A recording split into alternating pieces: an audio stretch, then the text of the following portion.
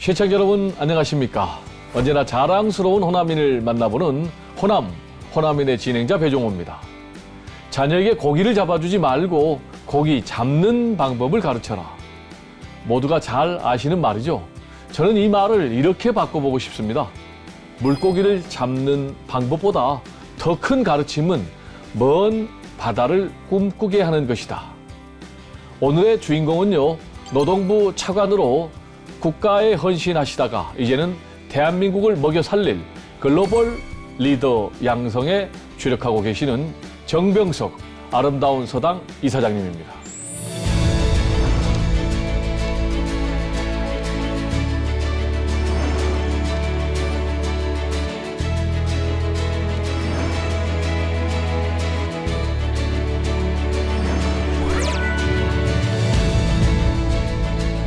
네, 이사장님 안녕하세요. 예, 안녕하십니까. 아주 얼굴이 그냥 밝고 화사하십니다. 네, 감사합니다. 건강 비결은요? 젊은 대학생들과 같이 계속 생활하고 토론하다 보니까 네. 항상 젊음을 유지하는 것 같습니다. 그렇군요. 젊은이들과 젊은 생각 또 예. 젊은 활동을 하시니까 예, 얼굴이 그냥 해처럼 빛나십니다. 그렇습니다. 보니까 차관으로 네. 일하셨죠? 예, 노동부 차관으로. 예. 어느 대통령과 함께 일했습니까? 그때가 노무현 대통령 시절에 차관을 했습니다. 아, 그렇군요. 예. 노무현 정부에서 뭐 여러 가지 개혁적인 일들을 많이 했지 예. 않습니까? 예. 그러면 노동부 차관으로 있을 때, 예. 야, 이거는 정말 내가 국가를 위해서 보람된 일이다. 네. 라고 생각하시는 게 어떤 게 있을까요? 노무현 대통령이 출범할 때 네. 인수위 시절부터 시작해서 인수위 시절. 비정규직에 대한 보호 법제를 만드는 것이 네. 아주 최대의 화두 중에 하나였습니다. 그렇군요. 그 업무는 이제 노동부 업무였기 때문에 네. 저희가 법안을 만들어 가지고 이것을 법제하는데 주도적 역할을 했죠. 네.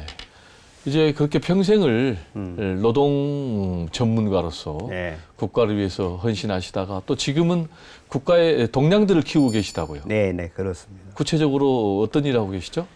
그 아름다운 서당이 저희가 영 리더스 아카데미 그러는데 영 리더스 아카데미. 예. 아름다운 서당. 서당에서 네. 운영하는 네. 그러면 이제 우리 사회를 끌어갈 미래에 네. 끌어갈 젊은 리더들 육성하자 네. 그런 목표를 가지고 현재 대학생들을 뽑아 가지고 네. 인문 고전을 읽게 하고 네. 토론하고 발표시키고 글쓰기 하고 그다음에 문제 해결하는 프로젝트를 줘가지고 수행하는 이런 활동들을 합니다. 그렇군요. 이제 기본 커리큘럼이 인문 고전을 가지고 인문 공부하는 고전을 건데, 중점적으로 하고요. 네, 인문 고전을 우리 젊은이들이 네. 공부하는 게 어떤 의미가 있습니까? 왜 중요합니까?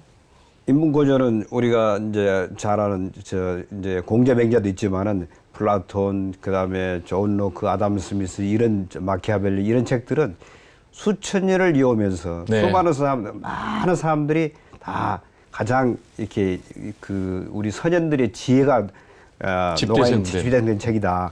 이제 그런 책들을 대학생들이 읽게 합니다. 그것을 요약해서 발표를 해보고 네. 그다음에 토론하고 그러면서 자기 것으로 체화시키는 그런 훈련들을 하지요. 네. 국가의 지도자 또는 뭐 더 나아가서 글로벌 리더가 되기 위해서는 인문학적 소양이 기초가 돼야 되군요. 네. 자, 그리고 우리 이사장님 고향이 예. 영광이십니까? 예. 어렸을 때부터 우리가 뭐 영광하면 사람들이 굴비만 이야기하는데 네. 젓갈도 많고 아하. 굉장히 그런 먹을 것이 굉장히 풍부했던 우리 고향에 대한 이미지. 지금도 제가 영광 출신이다 보니까 네. 제 소개로 우리가 다른 지역 사람들이 영광에 1년에 한두 번씩 가고 그러는데 네. 하는 목적이 뭐냐면 맛있는 음식을 먹으러 음식. 좋은 경치를 구경하러 경치. 요 두 가지가 주된 목적입니다. 그렇군요. 예.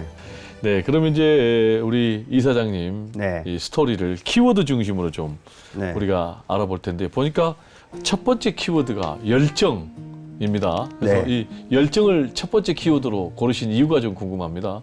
굉장히 저는 무슨 일을 하든지 최선을 다하자. 열정을 자기 열정을 갖고 최선을 다하자라는 생각을 많이 했고 목표로 삼은 일에 대해서는 아주 온갖 노력을 다해가지고 네. 목표를 달성하는 이것을 굉장히 중요하게 생각을 했고 네. 그러다 보니까 이게 딱 한마디로 집약하는 단어가 열정이더라고요. 열정. 네, 그렇군요. 보니까 뭐 열정과 관련된 영시도 쭉 외우신 것 같은데. 그게 저 대학교 1학년 때 네. 이 300올 만의 청춘이라는 youth is not a time of life, it's a state of mind. 그런데 청춘이란 게 도전 정신, 그다음에 열정, 그다음에 모험감 이런 걸 가지면은 나이에 관계없이 항상 청춘이고 네.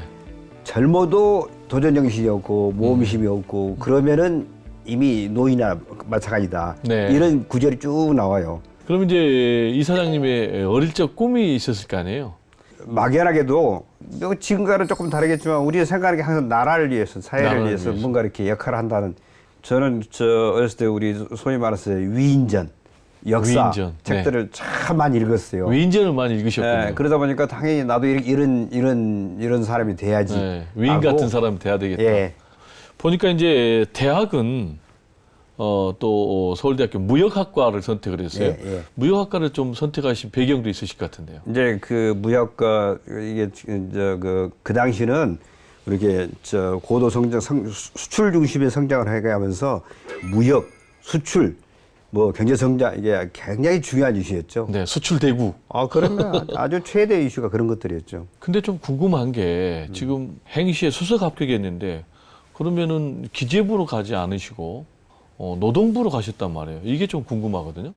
노동 문제는 바로 그 전에 전태일에서 전태일 분신 사건이 있어가지고 그렇죠. 온통 경제학하는 학생들이 다 노동 문제가 우리 사회 앞으로 가장 큰 화두가 되겠다. 정부에 들어가서 정책을 하자. 전체 근로자를 위한 일을 할 수 있지 않겠느냐. 네. 그렇게 생각을 했죠. 그래서 저는 이제 행정고시를 하게 됐고 그러다 보니까 자연스럽게 이제 노동 문제를 다루게 된 거죠. 이제. 그래서 이 노동 문제와 관련해서 굉장히 좀 뭐 몰입해서 네. 운동이랄까, 네. 뭐 현실 참여랄까 네. 이런 거 하시다가 뭐 죽을 고비도 넘기셨다면서요.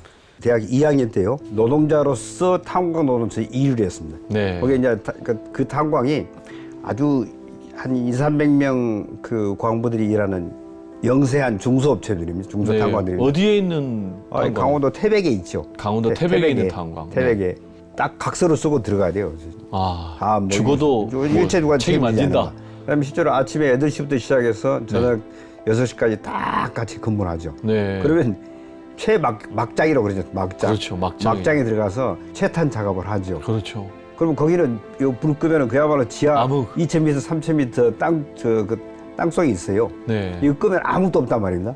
거기서 이제 이렇게 점심도 없고 채탄 작업도 하고 그러는데 이게 이제 생각해 보십시오. 이 무너지면은 갱도가 무너지면. 완전히 이제 그 탄광 석탄이 되는 거죠. 이제 이렇게 사고가 그때만 해도 자주 일어났었어요. 네. 그러니까 이제 대학생들 들어오는 걸 상당히 제한하고 그랬었는데 우리가 일체 책임을 묻지 않는다고 각서 쓰고 그러니까 그래서 일을 하게끔 해주고 아주 그 경험이 굉장히 아주 평생에 남는 기억이죠. 그런 이제 네. 진정성을 가지고 살아오셨는데 네. 이번에 이제 두 번째 키워드를 보니까 프라이드. 내 이름을 걸고 하는 보고서, 글, 그다음에 책 이래 돼서 그야말로 내가 할 수 있는 최선의 노력을 다합니다. 이렇게. 그러다 보니까 나름대로 정말로 노력을 하게 되고 또 그 완성도를 높이게끔 여러 가지 많은 그 지혜를 모으게 되고 그러지 않습니까? 그래서 저는 이게 프라이드, 자기에 대한 프라이드를 갖는 거, 자존심이고 이런 게 대단히 중요하다고 생각을 해요. 그러면 일을 더 열심히 하게끔 하는 어떤 자극제라든가 모멘텀이라든가 이렇게 된다고 보는 거죠. 우리. 그래서 이제 노동 분야에서 30년 넘게 국가를 네. 위해서 헌신하셨는데 최저임금법을 예. 최초로 만드는 데 기여를 하셨습니까? 예. 1986년에 그때는 노동운동을 법적으로 제약을 해놨죠. 노동조합 만드는 거, 노동조합 활동하는 거, 네. 뭐 이런 건 지금 같은 상상도 못할 정도로 딱 제약을 해놨기 때문에 네. 실제로 노동자들이 자기들의 권익 향상을 할 수 있는 길이 별로 없었어요. 네. 그럼 국가가 그런 상황에서도 아주 저임금 많은 사람들을 최저한의 생활은 보장해야지 노동자들의 어떤 불만이 없고 이렇게 성장하는 데 기여를 할 거 아닙니까? 네. 그래서 유일하게 터준 것이 최저임금을 정하자. 여러 가지 생계비라든지 임금 수준이라든지 뭐 이런 걸 지불 능력이라든지 이런 걸 감안해 가지고 최저임금 위원회를 만들어서 정하는 요 방식을 우리가 채택을 했죠.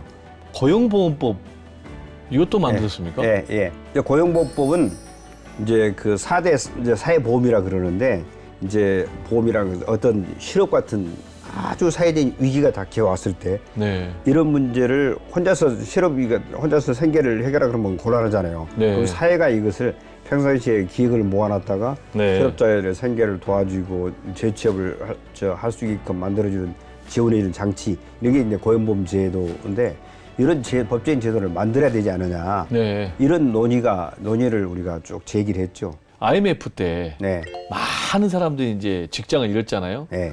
그래도 이 고용보험법 때문에 많은 분들이 또 구제가 됐다면서요. 고용보험제 없었으면은 외환위기의 실업 대란 시기에 극복이 대단히 어려웠을 거예요. 그러면은 그 전에는 실업급여 제도가 없었습니까? 없었죠. 전혀 없었죠. 진짜 네. 중요한 일 하셨군요. 95년에 법을 만들었습니다. 네, 95년. 거기 95년에 시행을 했어요. 네. 그러고 나서 2년 있다가 IMF 외환위기 실업 대란 시기를 맞이했거든요. 네. 딱 외환위기에 실업자 취하는 날이 생기고 나서 보니까 고용보험제 빼놓고는 일체 대책이 없어요. 네.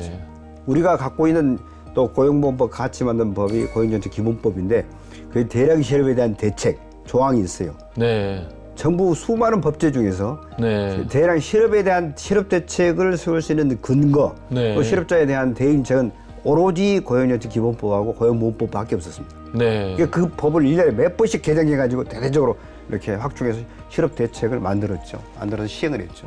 그렇군요. 이게 법적 근거가 명확히 그것을 만들어졌는데 네. 그게 불과 2년 전에 했다 이거죠. 그러니까요. 근데 이때 너무나 고생하셔가지고 네. 머리도 세시고. 아니 실업 대책을 하면서 생긴 그 스트레스는 네. 말할 수가 없죠. 네. 수많은 사람들이 100만 명, 200만 명 실업자가 생기는데 실업자 생기는 건 본인도 또 얼마나 고생스럽겠습니까? 네. 근데 이제 이게 그분들에 대한 대책을 세우느라고 너무너무 스트레스가 많고 네. 그러다 보니까 이게 그야말로 머리가 몇 달 사이에 머리가 까맣던 머리가 하얘지고 네. 머리가 빠지고 체중이 확 늘어나고 그러더라고요. 네. 그러니까 몇 달 사이에 이런 변화가 생기죠. 체중이 10kg 늘으셨다면. 아, 예. 제가 이래갖고는 이게 죽겠구나 생각을 여러 번 했어요. 자, 그러면 이사장님 이제 세 번째 키워드로 커미트먼트입니다. 네. 이제 우리 말로 헌신을 세 번째 키워드로 선택했는데요. 커미트먼트를 이제 그 어떤 그 봉사, 헌신 이렇게 보기도 하고 자기가 소속돼 있는 어떤 조직, 사회 그래서 맡은 바 일을 정말 잘하는 거. 네. 다른 말하면 책임감, 소명의식, 뭐 좋은 대학도 나오고 좋은 직장에도 다니고 혜택을 받은 사람들은 사회에 봉사해야 한다고 생각합니다. 봉사. 네. 그다음에 그 일을 정말로 잘해야 되죠. 네. 잘하는 누구를 위해서 잘하냐? 사회를 위해서, 네. 나라를 위해서. 이게 저는 커미트먼트라고 생각합니다. 그렇군요. 결국은 이제 이 커미트먼트 헌신, 아름다운 네. 서당 이사장님으로 봉사하고 계시는 네. 이것이 지향하는 또 지향점일 것 같은데 네. 지금 아름다운 서당 네. 이거는 뭐 어떤 의미의 서당입니까? 아름다운 서당이요. 이거는 정말로 우리 호남 사람들한테 꼭 이거를 이야기를 해야 되는데 원래 광주에서 출발이 됐습니다. 광주에서. 출발은 광주에서. 네. 2005년에 2005년에. 이제 그다음에 전남대학교 조선대 학생들이 취업에 대한 대비가 너무나 안 돼 있다. 네. 서울에 있는 학생에 비해서. 네. 자 그러면은 이 사람들한테 이 대학생들한테 취업 능력 함양을 위한 어떤 아카데미를 만들어서 운영을 해주자. 네. 그래서 이제 고전도 있고 글쓰기도 네. 하고 이렇게 네. 문제 해결 능력, 토론 능력 이런 걸 키워주는 프로그램을 만들었죠. 네. 그래서 이제 광주 광주에서 이제 전남대학교 조선대학교 운영을 하다가 이제 바로 이제 지역 차원에서 하기는 조금 한계가 있으니까 요거를 이제 네. 서울로 옮겨가지고 네. 서울로 옮겨가서 요 남도 학숙이라는 데가 있습니다. 남도 학숙. 네, 알고 있습니다. 남도 학숙에서 전라남 도가 운영하는. 전남도하고 광주시가 같이 네. 출자를 해서 하지요. 네. 거기서 장소를 거기서 빌려가지고 했죠. 네. 그러면 그렇게 하기 위해서 아름다운 서당의 커리큘럼이랄까요? 운영은 어떻게 진행이 되고 있나요? 가장 세계적으로 학생들이 읽어야 할 고전을 20권으로 고릅니다. 20권이요? 그래서 네. 플라톤이 됐건 그다음에 마키아벨리, 아담 스미스, 또 동양에서는 공자, 맹자, 장자, 한비자 매주 책을 한 권씩 읽게 하죠. 네. 읽고 그다음에 이것을 정리해서 자기 나름대로 이렇게 보고서를 써가지고 와라. 리포트를 써가지고 와서 발표를 시켜요. 네, 발표. 모두 다 3부씩 발표를 쫙 합니다. 그러고 나서 또 조별로 나눠가지고 네. 또 토론하고 토론 결과를 또 발표하고 고전이라는 게 대개가 읽기가 그렇게 쉽지 않습니다. 그렇죠. 그러면 고전 읽는 방법을 알려줘요. 이게. 방법을 이 책을 네가 읽었다 그러면은 적어도 이런 포인트 몇 가지는 꼭 알아야 될 거 아니냐. 서너 가지 포인트를 딱 집어줍니다. 네. 그럼 책을 읽고 이런 부분에 중점을 둬서 책을 읽어라. 네. 그러면 딱 그걸 읽고 책을 읽고 그 부분을 포인트에 맞게끔 정리를 해가지고 발표를 하죠. 네. 근데 학생들마다 그 똑같은 포인트를 제시를 해줘도 관점이 달라요. 다르죠. 이게 그거를 토론하는 거죠. 네. 그럼 이게 같은 이슈로 문제를 갖고도 이렇게 학생마다 생각이 다를 수가 있겠구나. 그거를 조절하고 정리해가는 그런 연습들을 하죠. 우리는 강의를 하지 않고 전부 학생 주도형으로 발표, 토론, 그 보고서 쓰는 거 중심으로 쭉 이거를 운영을 합니다. 그럼 이제 수업하면서 좀 궁금한 게 이 학습 효과가 나타납니까? 현장에 드러납니다. 현장에서. 처음에는 네. 자 우선 책 읽는 것도 서툴러요. 그렇죠. 그다음에 책을 읽고 정리하는 것, 핵심을 파악하는 것도 서툴고. 그렇죠. 그다음에 이걸 보고서 쓰거나 에세이로 쓰거나 하는 것도 굉장히 서투른데. 그렇죠. 다 처음 해본 이거를 거니까. 5번, 6번 계속 하다 보면은 숙련이 되겠죠. 이게 굉장히 실력이 향상됩니다. 본인들 스스로가 느껴요. 제가 굉장히 실력이 많이 늘어나고 우선 발표 능력, 글 쓰는 능력, 네. 그다음에 책 읽는 거 아주 딱 숙달이 돼가죠. 스스로 체감을 해요. 그다음에 이제 20주가 끝나면은 한 주간은 우리가 집체 훈련을 합니다. 저럴 때 이제 요 어떤 과제를 줘가지고 문제를 같이 토론하게 만들고 그러는데 우리가 지난 학기 내내 이렇게 고전 서문권 이거를 우리 어떤 현실 문제에 대해서 다양하게 적용을 해라. 그게 우리 과제거든요. 공자는 이렇게 이 문제에 대해서 공자의 생각을 이렇게 해야 되고 플라톤을 적용한다면 이렇게 해야 되고 아담 스미스 논리면 이렇게 해야 되는데 왜 이거를 이렇게 했을까? 이거는 난 안 맞다고 생각한다. 이런 논쟁을 한단 말이에요. 다른 친구는 야 플라톤 왜 그거를 플라톤 논리를 거기다 쓰냐? 나는 그건 이렇게 해야 한다고 생각한다. 이때쯤 되면 학생들이 아주 실력이 아주 현저하게 달라집니다. 네. 그다음에 1년에 와서 이제 후배 학생들하고 같이 합동 세미나도 해요. 이제 그러면 이제 지금 현재 대학생들은 막 돌아가지고 이게 과연 어떻게 도움이 될지 궁금한 것도 많을 거 아닙니까? 선배들이 내가 직장에 가서 보니까 이게 그때 했던 글쓰기, 그다음에 독서 능력, 그다음에 이렇게 보고서 쓰고 토론하는 게 정말로 발표가 도움이 되더라. 네, 한마디로 뭐 학생들에게 예. 제대로 학습 방법을 가르쳐 주는 건데 들어보니까 저도 좀 배우고 싶어요. 그래서 이 아름다운 서당 누구나 좀 이 방송을 보면 지원하고 싶은데 자격 조건 같은 게 있습니까? 아니 대학생이면 다 되는데 제일 저희가 다 면접을 보고 굉장히 테스트를 엄격하게 하는데 제일 중요한 것은 과연 그런 의지가 있는가. 자 우선 꿈이 있는가를 보고 그런 이렇게 끝까지 이행할 수 있는 의지가 있는가를 보고 이렇게 심사를 해서 이제 선발을 하죠. 재원은 우리 사회가 굉장히 건강해요. 이렇게 좋은 일을 그 보람 일을 하느냐 그러면서 이제 이거 기분 내는 사람도 많이 있고 기업들도 지원하고 자기 사옥을 토요일마다 빌려줘요. 아침부터 하루 종일 쓰게끔 그냥 빌려주는 게 아니고 점심을 제공해줘. 이제 20년째입니다. 지금 20년째. 그러니까 지금 이 아름다운 서당에서의 그 공부 과정, 훈련 과정이 자기 직장 생활에 정말 도움이 됐다. 무슨 취업할 때도 도움이 됐다고 해서 이렇게 우리한테 이 학생들이 이제 스스로 후원금도 내요. 10,000원, 20,000원, 5,000원 이렇게 내는 학생들이 정기적으로 매달 내는데 이 과정에 대한 성취감을 그렇게 표현하는 것이죠. 네, 그렇군요. 이제 우리 이사장님 주옥 같은 말씀, 귀한 말씀 듣다 보니까 이제 벌써 마무리할 시간이 다 돼버렸거든요. 그래서 마지막 질문으로 앞으로 지금 계획하시는 일들은 어떤 것이 있는지요? 제가 아까 커미트먼트를 얘기하는데 이제 저희 같은 경우에 나이도 그렇고 사회의 경험을 많이 이제 했으니까 이제는 사회에 기여를 하고 봉사해야 한다고 생각합니다. 그러면은 영재를 발굴해 가지고 진짜 우리나라 리더를 키우는 게 가장 중요한 일이 아닐까 생각해서 저는 이 부분에 굉장히 이렇게 집중을 하고 있고 더 이렇게 열심히 운영을 하려고 그럽니다. 혼합은 우선 제가 태어나고 그다음에 그 중고등학교까지 모든 학교 과정을 다 다녔던 데가 호남이고 호남에서 제가 모든 이 어른이 될 때까지 과정을 다 성숙하고 이렇게 했기 때문에 정신적으로나 모든 고향이 호남이죠. 단지 이제 그 이후로 모든 사회생활을 서울에서 하다 보니까 이제 자주 못 가고 그런 면도 있지만은 영광군 자문위원을 한 8년을 했어요. 그러면서 이제 호남에 저 광주 영광에도 자주 내려가고 그러면서 더욱더 이제 고향 호남에 대한 이미지, 인상, 기억을 되살리는 그다음에 호남의 발전을 위해서 뭔가 우리가 기여를 더 해보자라는 노력을 많이 하고 그런 활동들을 쭉 해오고 있습니다.